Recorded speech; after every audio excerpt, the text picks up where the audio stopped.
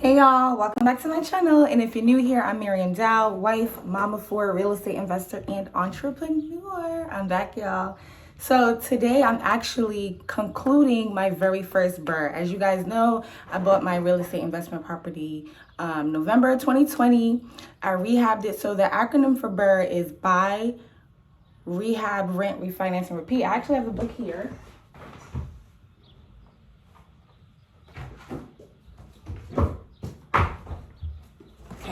This is the BRRRR book. Excuse the stickers that my kids put on this to decorate the cover, but it's Buy, Rehab, Rent, Refinance, Repeat. And this is actually what I'm doing. So I already bought the property.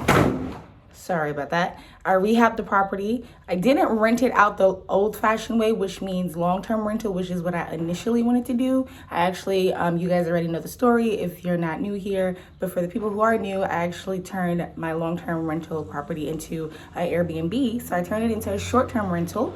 So I'm getting short-term rental income, and then now I'm doing the refinance part. I've been doing this since February. Today's May 27th. I had to switch lenders midway through the deal because my old lender, it just wasn't a good fit anymore. So it just prolonged the case. I lost deals in the mix because I was counting on the cash for this to be the down payment for another deal, and I had both under contract, so it was just a big headache. But now, today is the closing day, and as you can see, I am in my house. So we are actually, I didn't know this, but I guess with refinancing, they just meet you wherever you want them to meet, so you can meet them at either a Starbucks, a cafe. I opted to have her come to my house, okay? It's 10:31 now. I'm almost late to my own closing, and it's in my house. So got the dining table ready. We're just gonna close here. Hopefully it takes about 30 minutes, and then me and the husband's gonna go to Ismail. You gotta stop talking. You're gonna have to get out. And then me and the husband's gonna go to Brownstone Pancake Factory to celebrate. And peep my shirt, guys. It says rapper cross out, athlete cross out, and it says entrepreneur. Yo, I'm dumb happy. So I'm really excited. I'm gonna go through the numbers with you guys. So basically, you guys already know how much I purchased the home for. I bought my house for $85,000, $10,000 above asking. I liquidated my 401k, took the cash from my 401k, bought a property. Then I put in $45,000 into rehabbing the property. Now I refinanced the property, so I was all in, I think about $130,000. We had an appraiser come in, and he appraised the home for $160,000. Now I disputed the shit out of that because even my realtor was like, "Oh no, your house is worth around $200,000." So she generated comps in the area for houses that's selling at $200,000, asking. They're under contract. They sold for $180,000, $200,000. My house is in way better condition, and then he had the rental comps at $1,400 when I had listed my property for rent for $1,800. And when I tell you, I got about 40 to 60 applicants. Like, people were ready. And then I switched it from just a regular. I started to open the application up to owners who had Section 8 vouchers. So Section 8 vouchers, and then Section 8 alone, the government pays $1,900 for a 3-bedroom in Trenton. So if the government's paying $1,900, why do you have this shit here at $1,400? So I was going off with my lenders. I was like, I want another appraiser. I had paid $600 for that appraiser. That's going to be credited back to me today, but they wanted me to pay that out of pocket first, so I paid $600 for that. So we did the dispute. We went back and forth, and they were like, no, this is the amount. Judging off of all the information that I gave and the information that they saw. So that's why they say don't put too much money in a property depending on the area, because you might not get your money's worth. And honestly, I didn't want to keep fighting them. So, maybe I could have paid and got another appraisal done, and maybe it would have went up. But when I tell you, this guy was in the house for all of 10 minutes. We were supposed to meet at a certain time. We're supposed to meet at a certain time, and I was 10 minutes away, and he was already outside, and he called me, and he was like, "Hey, I'm already outside, so just let me know when you get here." And I'm like, "Well, I actually have a code, so you could access the house you don't need to wait for me. You can start and I'll, come and meet with you. And before doing the refinance, I actually did a lot of research.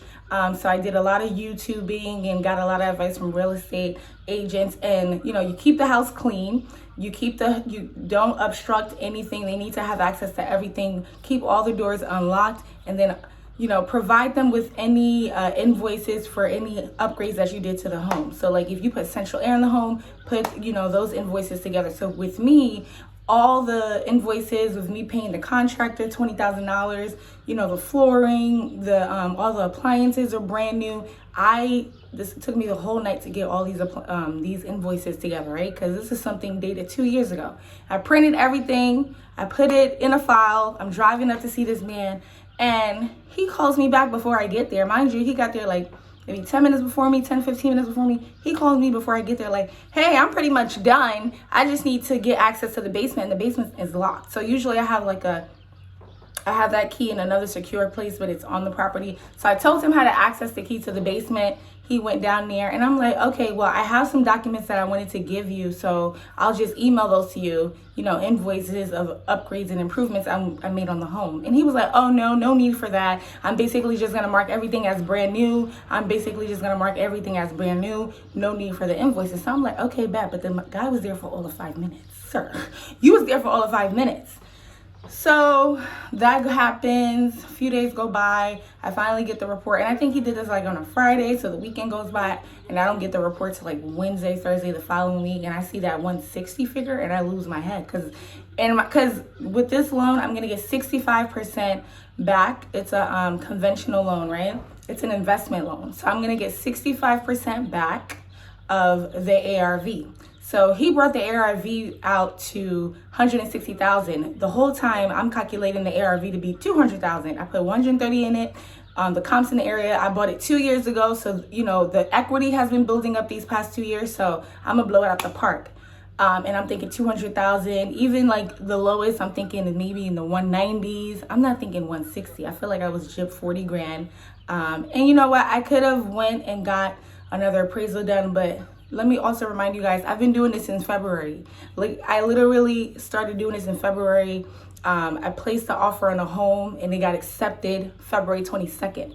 So in order for me to get the funds for that down payment for that house, I need to conclude this refinance. So at this point, February, March, had to switch lenders. April, we are in May. Today's May 27th. June is 4 or 5 days away. I just wanted to get it done, and it's okay. It's my house. The equity's still gonna be in the property. It's all right. I have other funds. It's okay. So 65% of 200,000, I would have got a check of 130,000. But they actually brought the ARV to, so I was expecting a check of 30,000, right? And then they're gonna deduct closing costs and stuff out of that, so I don't have to come out of pocket, which is convenient for me. But then they brought the ARV is 160,000, so I only got 65% of that is $104,000, and out of that $104,000, so that's the loan amount. So now I have a loan. I no longer have the luxury of saying I own this property outright. I have no bills. Yes, miss, you have a mortgage now, but it's a really, really small mortgage that I'm okay with. It's $1,000, so I'm okay with that, because let's be honest, this past weekend I made $900 within 3 days. Friday I had a one-nighter that was there for I could go through the numbers, but I'm filming on my phone, but they were there for like $326. They actually didn't even show, but since I have a firm cancellation policy, there's no refund on their end, and they could have canceled. At least they would have got their cleaning fee, but they didn't. So $326. I didn't have to pay my cleaner. The next day, Sunday, I had a one night. They were there for $355, and then I had another one night. For Monday, they were there for 300 and change, and then I had another check-in Monday for 2 days. So I had one night on Friday, one night on Saturday, one night on Sunday, and then another one checking in on Monday for 2 days, checking out on Wednesday. So within that already, my mortgage would have been paid within the first 3 days. I didn't even need that fourth reservation. So I'm very confident that the $1,000 mortgage is gonna get paid, but you gotta look at it. Yeah, I have a mortgage. I no longer own the property outright, but what am I getting out of this? I'm getting another $104,000 cash that I can go now and go put on an offer and buy another property all cash, because the way these houses is selling, you got to come strong. So you know how I like to put my offers: 2-week closing, all cash, no contingencies, no inspections, nothing. Just just run me the title, make sure the title's clean. If you want to close in 10 days, the money's there. That's how I get a lot of my offers accepted, because I come in strong. I put in an amount for a gap, like if the house that I was, so anyway, I come in strong. So $104,000 is what I'm getting today. And she's actually going to come. That's why I made it a morning appointment, because if they come in the morning, it's a holiday weekend, Memorial Day is on Monday. They could do the wire transfer as long as we conclude this before 3:30. So your homegirl is actually running late. Her name is Anna. I don't have her contact information, but I think I'm gonna check my email and call her, because she was supposed to be here 10:30, and me and my husband got places to go after we do this. So yes, the girl is back. I'm gonna try to record, do some footage. I know she's probably gonna be a little geeked out, like, why is she recording me? But yeah, she's late, and I just wanted to, go through that. I'm finally finished the BRRRR, and I got some other good news for y'all. But now I'm just gonna stop talking, and when she finally gets here, y'all gonna get some footage. But yes, I'm back, y'all. I miss y'all. Hey guys, don't worry yet. Hey guys, so the signing is complete. I didn't get a chance to record while the notary was here, because she actually came when she walked in. I was on phone with work, so I thought I was gonna get some kind of notice, like, hey, I'm 10 minutes out or something, so that I could like stop with the calls. But she literally I just saw her coming up through my little window, and she knocked on the door. So when she came, I was still on that call. So she sat down and waited for me to stop calling, to get off the phone, and then we concluded. We started writing, we started signing all the lines, and I was reviewing everything. And it's funny, because as I was reviewing everything, I had this book, because I showed it to y'all before she came. I had this book on my dining table, and she was like, oh my God, I've seen this book. I've been wanting to pick it up, but she was asking me, like, what's my opinion? I'm like, girl, that's what I'm doing. That's why you're here today. Like, let me educate you. So then we started talking about all this stuff. And she was like, oh my gosh, she was inspired. So she took a picture of it. She was like, she's definitely going to go to the library and pick it up. And then we get to talking and stuff. And then she actually has an Airbnb in Punta Cana. But anyway, small world. And she's a broker and stuff. So she has like a lot of experience on that side of it. But yeah, just concluded. Went out to eat, had lunch with my husband. That's why I just changed my shirt up. It's raining 1 minute, it's hot the next minute. Don't know what kind of weather we into. But now I'm just patiently waiting for my wire transfer. They're going to do a wire transfer. Kind of wish I had got a little check so I could, like, show y'all the check. But it's okay, though. I'm really excited. I just posted on my IG. I'm going to do a little reel, because a lot of people have questions and stuff. So let's go through the numbers again. I bought the property for $85,000. I put $45,000 into it, all in $130,000. ARV came out $160,000. I got 65% of that back. So 65% of 160,000 is $104,000. Now keep in mind, I want you guys to know this. You will have closing costs with any kind of home purchase or home refinance, right? So keep that in mind. Closing costs. Now I have a mortgage, right? But now I have closing costs. So the closing costs, you can either come and pay for it, or they could just take it out of the loan amount, which is what most people opt to do, because you're doing this to make as much money as you can, not go and pay. So it's the same thing. You could pay the closing costs. You'll have a bigger, loan amount, cash that you receive, but it's the same thing. Now with my closing costs, it consists of, I was paying my my insurance monthly. So when they put money into escrow, they have an account in escrow where they proceed to make payments. I think they proceed to have like a few months of money in there, right? So this way the bank is the one that's paying your mortgage every month to whoever. Who is the bank? The lender is paying the bank. Somebody's paying somebody, right? And I'm paying the bank. Oh, the bank is the one that's paying like my property taxes and stuff like that. They're paying insurance. They're paying the insurance for the house. They're paying my property taxes. So whether I pay them or not, they're making those payments, right? Because at the end of the day, they gave me this loan. So they are the guarantor. And I make the payments to the bank. So they have money that they hold in an escrow account that holds up to like a few months. So with the insurance, since I've been making monthly payments, I think about $145, they take the whole year. I believe the whole year was $1,000 and some change. So they like to have like the whole year's worth of money in the escrow. So that comes out of the closing costs. And then my first mortgage payment is not until October. So they take 3 months worth of payments out, And now I don't have to make a payment until October. But what I'm going to do is, instead of not making a payment until October, I'm actually going to start making my payments as if nothing. So by the time I get to October, I'm already credited like 3 months. Basically, I paid like 3 months when I didn't have to. Do you guys get what I'm saying? I'm really excited right now. My nerves is all over the place. I can't believe I just did this. But basically, I'm paying ahead. So by the time I get to the first real mortgage payment, I've already made 3 payments. So if I ever have a slow month, I could go back and see which month is all. But if I ever have a slow month, then I could potentially skip that month. Because right now we're in busy season. You know, my mortgage payment is not an issue at all. So I'd rather not wait until October. I'd rather just start paying now. And that's that. And then what else do I need to discuss? Property taxes. So my next property payment was due, I believe, May 31st. So they went ahead and took that money out, and they also took out property taxes for the whole year. So I had a payment coming up that they took. And also, so instead of me making that, I could have made the payment and it would have been, you know, plus that amount, but they just took that amount out of it. So I decided not to even make the payment. Today's the 27th. It was due May 31st. I didn't pay yet. And then another thing is, they took the whole year worth of property taxes. So my property taxes for the year is a little bit under $3,000. So they took the whole year, and they took plus a little bit more because they like to have a cushion in that escrow, like I told you. So a whole bunch of stuff in the escrow, money that's just sitting there. So it gives the bank a nice ease of mind that they have all these extra funds there that covers like a few months worth of payments. They make sure that you have reserves. I think they make sure you have up to like 6 months reserves so that you can make so whatever your mortgage payment is, I believe they want to make sure you have like 3 to 6 months worth of that in the account. So that's that. And then another thing, so when you do all the math, right, I only have $26,000 left in the deal.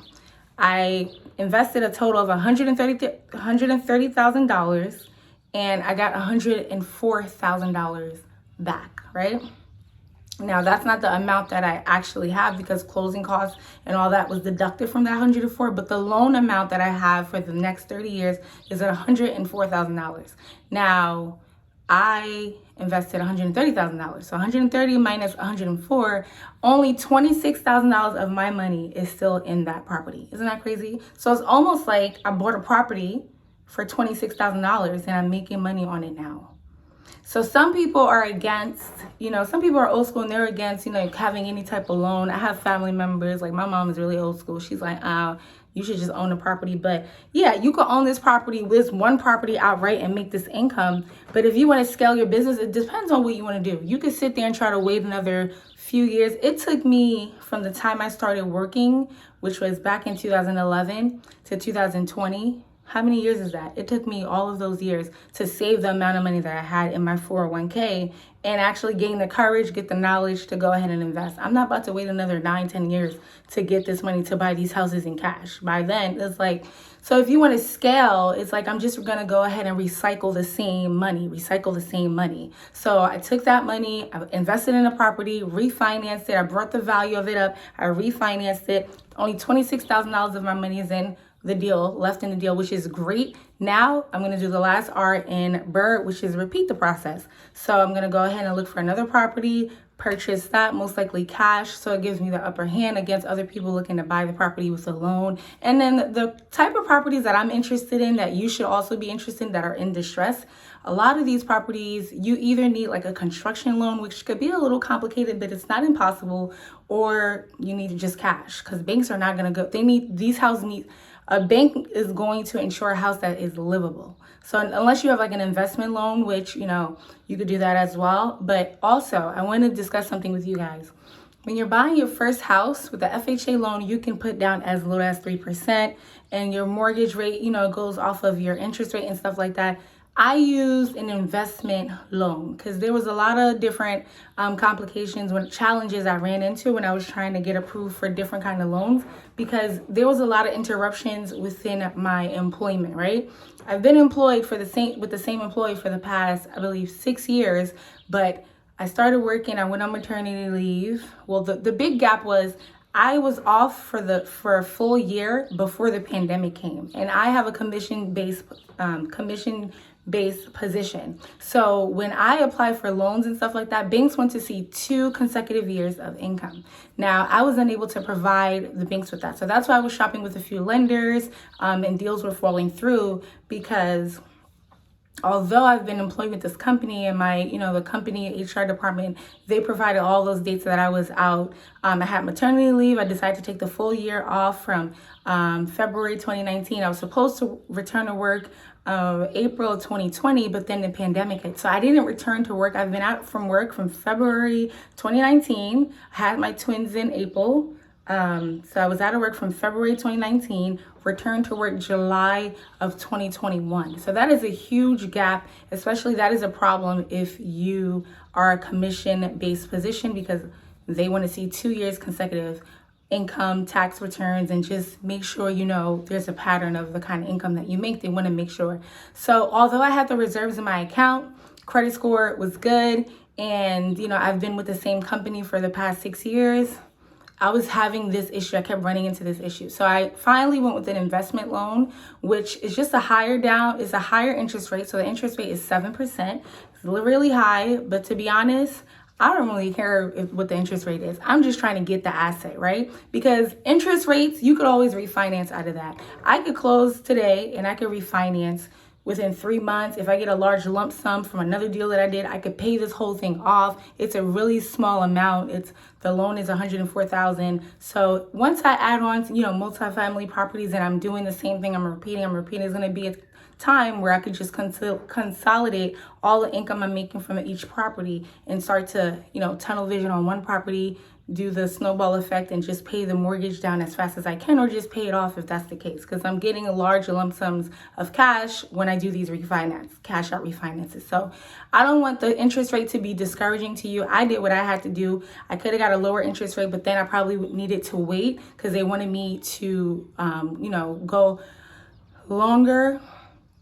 The issue I was running into with my lender was I returned to work July of 2021. So this July of 2022 would essentially been like a full year of income that they could use. And then they wanted me to generate 2 years of that. So if I would have went according to what they wanted, and every bank is different. These are the banks that I was dealing with. But if I would have went according to what they wanted, I would have had to wait until July of 2024 to refinance and do a cash out and all that stuff. And I didn't want to do that. By then, you don't know what the interest rate is. So I went with an investment loan, and it's a higher interest rate, but it's an investment loan, and they know you're making money. So when you're doing an investment loan, the interest rate is going to be higher than a normal, loan. Another thing that I did was I bought this property in my name. I had all intentions to go to the courthouse and actually, switch it into my company name. But then as I was doing my research, I knew that I could refinance the property in my company name as well. So that's what I did. I had to provide them with my operating agreement. That cost me like $300 because I didn't have that. So I did it with LegalZoom online, and I believe they charged me $200 or $300. It was a few things that I had to do to make sure, like, I had all the paperwork that they had. I needed to get the EIN letter. I didn't have that. So I had to call the IRS. I was on hold for like 40 minutes. I have my EIN, but I generated it online, and I don't think they ever mailed it to me. So I had to get the EIN letter, and I got that faxed to me right away. I also needed to get the operating agreement. I went on LegalZoom. I filled out the paperwork, and I believe it was like $200 or $300, and that was emailed to me within like 48 business hours. And then what else did I need to do? Provide them. I don't even think I needed to provide them with my business banking, but they just needed certain documents that basically, says that this is a company and I'm the only person. It's a single-owned LLC. So I'm really happy that I was able to refinance the property. It's now in my company name, and I now have an asset under my company name. That means my personal assets are protected. God forbid anything happens, with someone and someone's trying to sue you. But that is not the last step. Now the next step is to put the LLC in the trust, right? And I'll do a video on that. But basically, I control the LLC. The property's not in my name. It's in the LLC name, but I control the LLC. And then I take it out. I take the LLC and I put that in the trust. So now, if anyone wants to come for me or sue me or anything like that, I own nothing, but I control everything. And that's what you want to do. That's what makes you very, very powerful. You have no assets in your personal name that anyone could come after you and hurt you and try to take away from you and your family the wealth that you've built, but you control all the assets, okay? So I'm the HBIC in this BITCH, okay? So although I own nothing, don't get it twisted, I am the HBIC up in this BITCH, okay? So I'm really excited about that. And I'm going to do a video specifically on how to get your property into a trust once I conclude that as well. So I'm really excited. I couldn't get any footage because I was flustered. My husband was in the backyard, so he wasn't here. She was here for all of 20-30 minutes. And we were having such a good conversation. She forgot to take my ID. So after she left, she texted me and I sent her that. So now I'm just, waiting for that wire transfer to drop in my account. So that concludes my very first BRRRR, buy, rehab, rent, refinance. And now I got to do the last R in BRRRR, which is repeat. So thank you so much for watching. Like I told you guys, I'm back and I am back and I'm back and I'm back. So make sure you stay tuned, like the video, subscribe to my channel, share it with a friend, and tell that friend to share it with another friend, because we trying to get monetized up in here, up in here, up in boom, boom, boom, boom. Oh,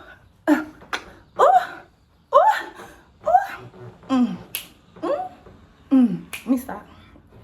Thank you so much for watching. Don't forget to like, comment, share, and subscribe. And I'll see you in my next video. Bye. Thank you so much for watching. Don't forget to like, comment, share, and subscribe. I think I covered everything. If you have some questions about the refinance that I didn't cover, drop it in the comment section down below. The comment section down below. Drop it in the comment section down below. Down below. I said the comment section down below. I said drop it in the comment section down below. Down below. Down below. Down below. Drop it in the comment section down below. Oh, the comment section down below. Drop it in the comment section down below. The comment section down below. Can you tell? She hype on the low. She hype on the low. Oh, drop it in the comment section.